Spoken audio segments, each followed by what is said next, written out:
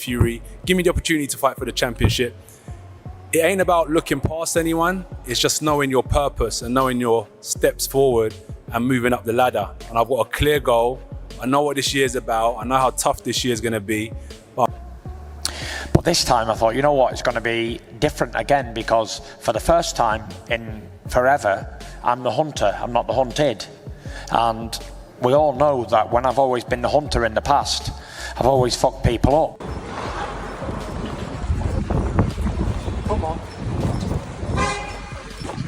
How are we, AJ? Good, good, man. Anthony Joshua is stepping straight into the middle of this press conference with a stark warning. He is telling Tyson Fury directly that overlooking Mariusz Wach could be the biggest mistake of his career. That grave line hits hard, and fans are already sensing something big could go wrong here. I think that these guys, they just dig a grave. The grave's already been dug, but they keep digging deeper and deeper and deeper. Eddie Hearn raising real doubts here about Tyson Fury's readiness. That comment about never going past 4 rounds adds serious weight to Anthony Joshua's warning. Suddenly, this so-called easy fight against Mariusz Wach does not look quite so straightforward after all. Beat him, I'm sure they believe he can, but you want to go in there when you're ready. And like you said, he's never been past 4. Tyson Fury sounding supremely confident, promising to knock Mariusz Wach out cold. But confidence like this before facing a durable veteran can be dangerous. Anthony Joshua's warning still rings in the background, and words alone will not decide what actually happens in that ring. Form, I've had good preparation, and I'm going to make an example of him. He's a big 6'7" lump, 18, 19 stone. He will not be able to get out of the way of me, and I'll knock his head right off his 2 shoulders. I'm going to lay him unconscious on. A softer side from Tyson Fury here, showing genuine appreciation for Thailand and its people. Charity clearly matters to him, but critics might argue this focus on good causes is distracting him from taking Mariusz Wach seriously enough heading into fight night. Hi guys, I thought I'd take this opportunity to just say a little word about Thailand really. Very special place to me. I came here a few years ago. I fell in love with training here with the heat and everything, waking up every day, stunning. It's also a place where Christians, Muslims and Buddhists all live together in harmony. Unbelievable. Very, very beautiful place. Very, very thankful that I'm able to fight here and raise money for the Father Ray Foundation. A very, very good cause, and I hope everyone can dig deep and give as much as they can, or as little as they can, and let's try and raise some money for a very, very good cause. These have been helping children for over 30 years, deprived, disabled, homeless, starving, all of the above. I'm going to give it my best shot to do the best I can to raise as much as I can for them, and yeah. Let's go. Thank you. Blessed be the name of Jesus Christ. Amen. John Fury admitting something telling here, that his son has never fully recovered from those brutal trilogy wars. Going down 4 times leaves scars that never truly heal. This honesty only strengthens Anthony Joshua's warning that Mariusz Wach could exploit exactly this kind of vulnerability. He was a formidable man, but when you fight one of the hardest punchers in boxing history 3 times, it takes something out of you. Of course it does, yeah. you text it out, it never gets replaced. Yeah. You can never fill that tank up like you had it before. On every shot he took, don't forget in the last fight he went down 4 times, cannons of shots. He fought his heart out, he went to the well, he gave it all to get that knockout. One of the greatest trilogies we've ever had. And when he got that knockout, Tyson, he had nothing left after that. Dave Allen reminding everyone that Mariusz Wach was once a genuine handful, even taking Klitschko the distance. Age has slowed him, sure, but that size and experience never fully disappear. Anthony Joshua's warning starts to look less dramatic and more like genuine boxing wisdom here. If you ask me about the fight, Mariusz Wach is 46. Now, Mariusz Wach was a handful at one point. When he boxed Klitschko, he was unbeaten, lost on points to Klitschko, I believe. When was that? November 2012? Wow. Time's flown by. Lost to Povetkin. I would say 2017 things he started to get a little bit older. I've met the guy, he's an absolute giant. He's one of the biggest men I've ever met, probably the second biggest man I've ever met. David Price probably the biggest. Oh, it's ginormous. So as far as the boxing contest goes, at 46, you know, I think only he's won 4 of his last 12. The defeat to Atama obviously was his last bout in the UK, and people remember that and they'll say, why is Tyson Fury boxing him? But it looks like he's doing it for a very good... Gareth Davies painting a picture of a relaxed, happy Tyson Fury enjoying life in Thailand. That comfort could be exactly what Anthony Joshua fears, though. A fighter too settled and too relaxed heading into a fight he should not be underestimating against a dangerous veteran like Wach. We'll come to Mariusz Wach, the 46-year-old opponent, in a minute. But I think I've read the comments from Tyson. I'll see him in a day or two, whenever it's going to be this week anyway. But he loves it here. Remember, I went to see him before he fought Arslanbek Makhmudov. I came out to Pattaya to see him, sat down with him in his favourite sports cafe, just outside Pattaya. And he's on almost the happiest I'd ever seen him in camp. And he did outline then why he loves this place so much. The Greng Jai, as they call it here, where they give you space. Everyone knows who he is. They see the Gypsy King jogging through the town with his ghetto blaster, with Celine Dion blasting out of there, or whoever it is at the time. The climate suits him. He's enjoyed himself. He's been trained by Sifu out here, the Australian coach. His son and Jonjo, his nephew, are out here. He's very settled here. He's been sleeping on a boat in the harbour. I don't know if you know that, and his team stay in the condos. It's a very happy place. Liam Goff highlighting an interesting parallel here. Both Anthony Joshua and Tyson Fury choosing comeback fights around the same time. But while Joshua stayed quiet about his plans, Fury's decision to face Mariusz Wach has drawn far louder criticism and skepticism from fans and pundits alike. It's in a different country, on a different continent, not even in America. It's going to be in Thailand, and it won't be against someone good, and you could say that again. You know, Anthony Joshua is facing Christian Pringa on July the 25th, the day after this fight, right? And here's the thing. Joshua wanted a comeback fight. He didn't want to, for whatever reason, say that to Tyson Fury after Fury just beat Arslanbek Makhmudov. He didn't want to say it. I don't know why. Probably AJ overthinking things or reading too much into it, but you knew damn well he wanted a rehabilitation fight. Before I carry on, if you could very, very quickly have a look there on screen, if you could please consider hitting the like and the subscribe and hitting the notification bell, I would greatly appreciate it. He obviously wanted a comeback fight. A few weeks later, it was a Monday, it was announced that AJ would be fighting Christian Pringa. We didn't know who he was. We can joke about it. Carl Froch absolutely furious here, and rightly so. British boxing's biggest fight potentially shipped overseas for extra money feels like a genuine slap in the face to loyal fans. This frustration mirrors exactly what Anthony Joshua warned about: decisions being made that ignore what truly matters, respect for the sport, respect for the fans, and respect for taking every opponent seriously, including a dangerous veteran like Mariusz Wach, who nobody should be looking past. All the noise around this fight now leans towards the fight happening in the States, and I've got to be honest, that is an absolute fucking piss take. It's out of order. You've got two British heavyweight fighters, former world champions, fighting in the biggest fight in British boxing history, and it's not going to be on British soil.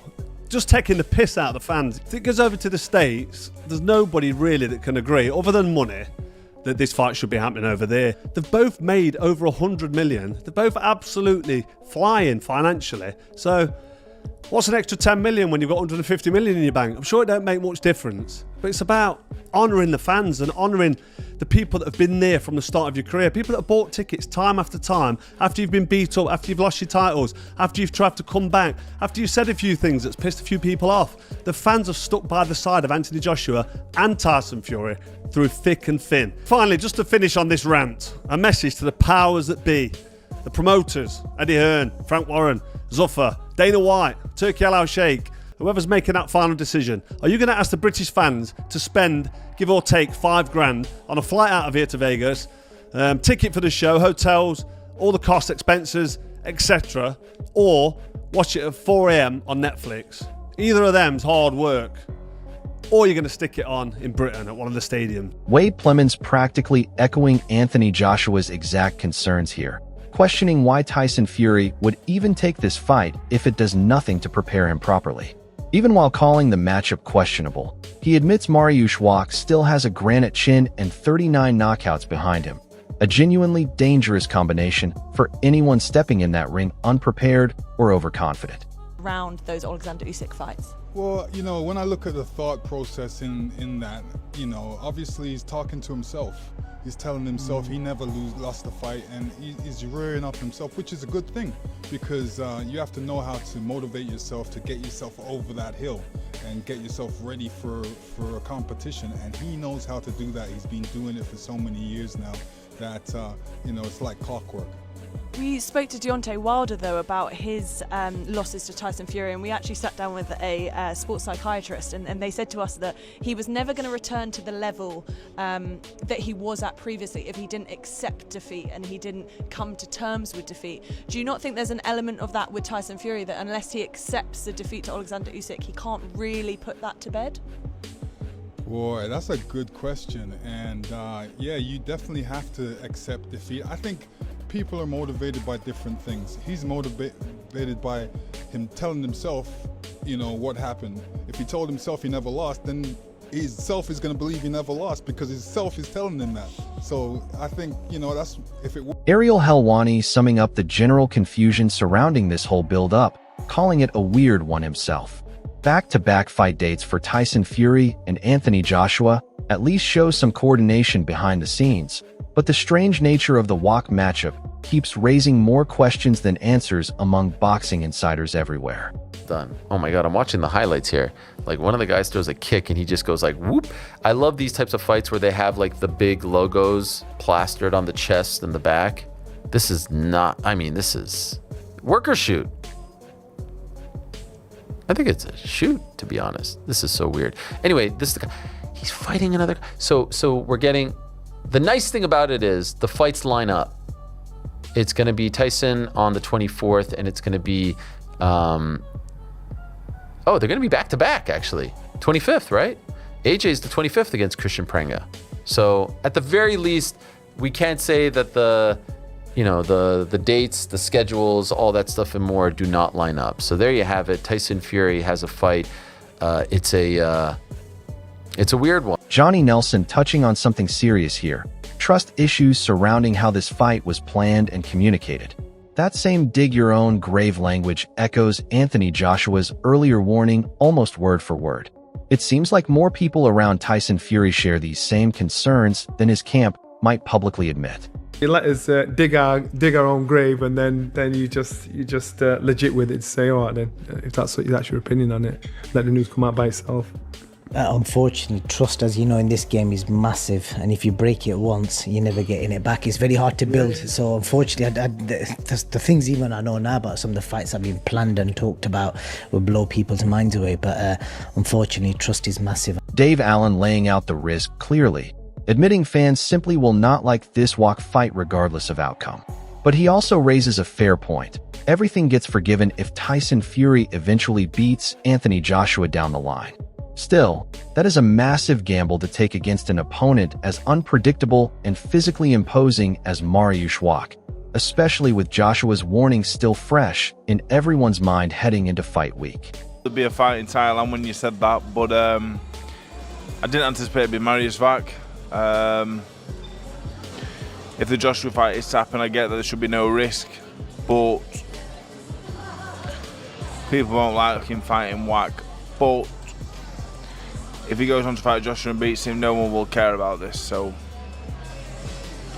I don't think it's a great PR move for here and now, but if he feels like he's going to do him some good leading to a big fight with Joshua or whoever else, then that's... Johnny Nelson dropping the most important line in this entire saga here. That danger always creeps in when a fighter underestimates an opponent they do not respect enough.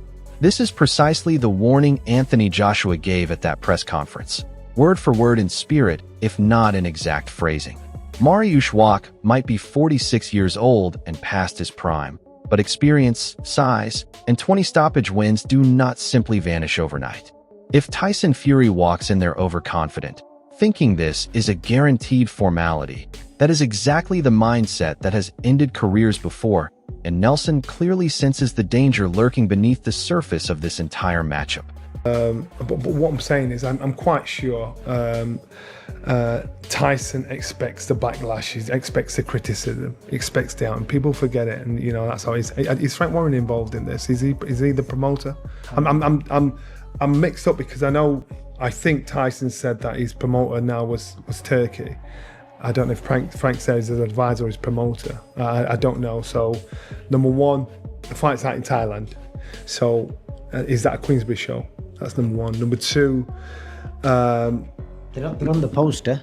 Oh, okay, if they're on the poster, so he must be down there. Ring and seller. As an advisor or someone that might have just doing a favour and put it. I don't know the situation now. It's a bit confusing, the information that's come out.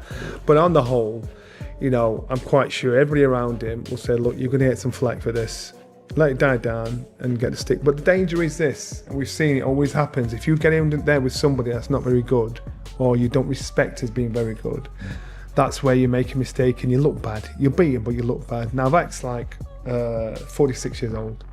I think he's 133. Out of 33, he's stopped 20. He's lost. I think he's been stopped 8 or 10 times. I can't remember. But what I'm saying is, so there's no threat there. There should be no threat there. And this is how they're looking at it. They're going to take the flak. They're going to take the criticism. Tyson Fury's camp for picking this opponent. He just wants. Wade Plemons dismissing this fight entirely as a scripted mismatch, insisting Mariusz Wach was simply paid to lose. But here is the twist worth remembering. Dismissive predictions like this have aged badly before in boxing history countless times. Anthony Joshua's warning suggests something different might actually be brewing beneath the surface. Wach still carries genuine size, granite durability, and knockout power that has troubled far bigger names than casual critics want to admit right now. If Tyson Fury walks in treating this as a guaranteed 1 or 2 round formality exactly as Plemons predicts here, that overconfidence alone could be the very opening a veteran like Wach needs to shock absolutely everyone watching around the world. Joshua's on the 25th as well, isn't he? So that's right. Joshua will fight in Jeddah on the Saturday and Fury on the Friday. And it's really good they both line up in terms of dates in that sense. They're both aligned. So, yeah, it was a bit of a shock, but it doesn't surprise me on the other hand as well. And that brings this entire tense build-up full circle. Anthony Joshua's blunt warning at that press conference was never just noise. It was a genuine red flag waved directly at Tyson Fury and his team. Between Eddie Hearn's doubts, John Fury's own admissions about lingering damage, and pundits like Johnny Nelson openly discussing the danger of underestimating a durable veteran, the signs are everywhere. Mariusz Wach may be 46, but size, granite chin, and 20 knockout wins do not disappear with age alone.